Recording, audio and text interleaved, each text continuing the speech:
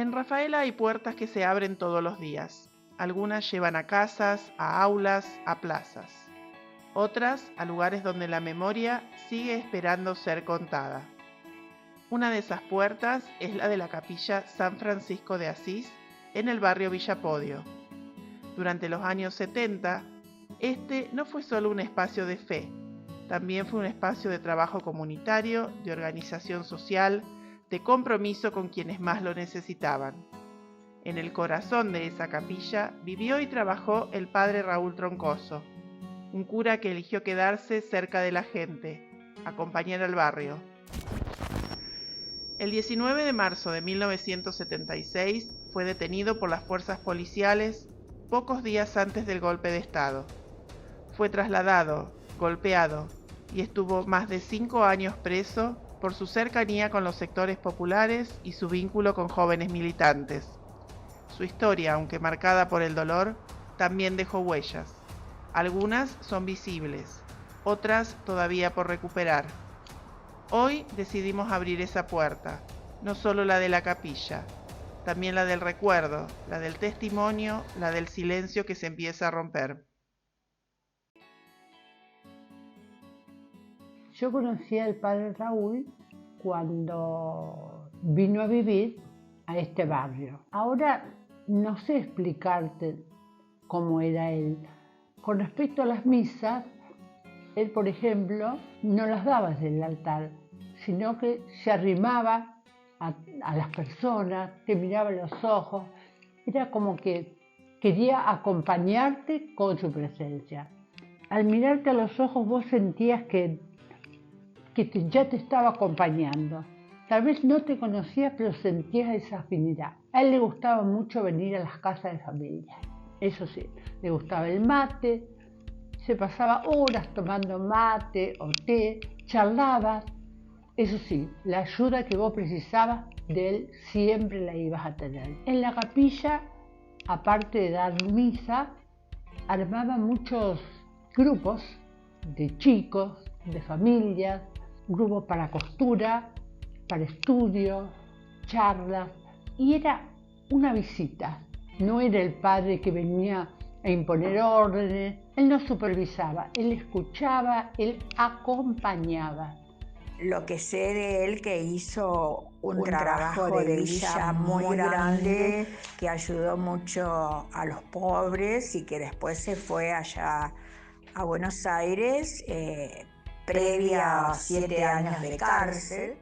Muchos lo querían y otros no lo querían, porque en la iglesia siempre se priorizó la parte católica y no la política, y él ya tenía esas inclinaciones. Entonces ahí está el cariño de la gente y el rechazo de la gente, pero no por eso dejamos de quererlo como sacerdote, porque era muy afín a toda la gente. Que usaban un poco la capilla como lugares de reunión, por allí también como escondite de cosas materiales. Ellos eran militantes, se hablaba de que colaboraban con los montoneros, que allí guardaban mucho material, tuvieron muchos encuentros con la policía, ¿viste? El obispo trató de aplacar las cosas. Él sabía que lo estaban siguiendo. A veces aparecían autos como raros en el barrio. Te paraban por la calle, te hacían preguntas si vas a la iglesia, qué hacen en la iglesia, si conocemos al cura. Querían averiguar o, no sé, meter miedo. Él sabía lo que pasaba, pero no decía nada, no hablaba de eso y sin embargo se quedó. Cuando vino la época bastante cercana a lo que después fue el golpe, decidieron trasladarlo a Colonia Aldao. En Colonia Aldao estuvo un tiempo, después supimos que estuvo preso 5 años. Nos enteramos que en ese tiempo lo golpeaban, lo trasladaban de un lugar a otro. Todo acá en el barrio quedó en silencio. La capilla quedó en silencio, las calles quedaron en silencio, su presencia no se extrañaba, en una palabra.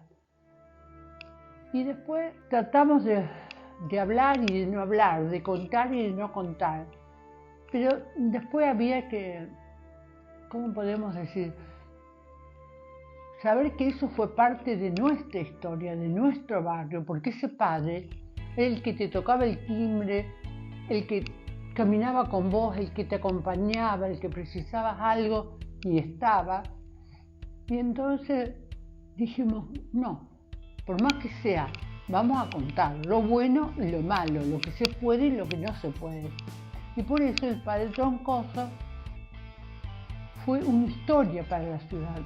Lo importante es no dejar que se olvide, porque si no se cuenta, es como si nunca hubiese pasado. Por eso hay que contar, para que no nos borren. Uno a veces piensa, uy, pero pasó, ¿dónde pasó? ¿Nos pasó a nosotros? Sí, vivió con nosotros, vivió en nuestras casas, vivió en nuestras calles, vivió en la capilla.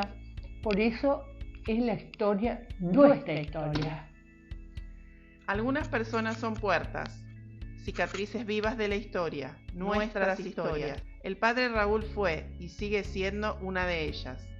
Una presencia que eligió hacer caso omiso a la indiferencia, sin dejarse condicionar por la mirada ajena.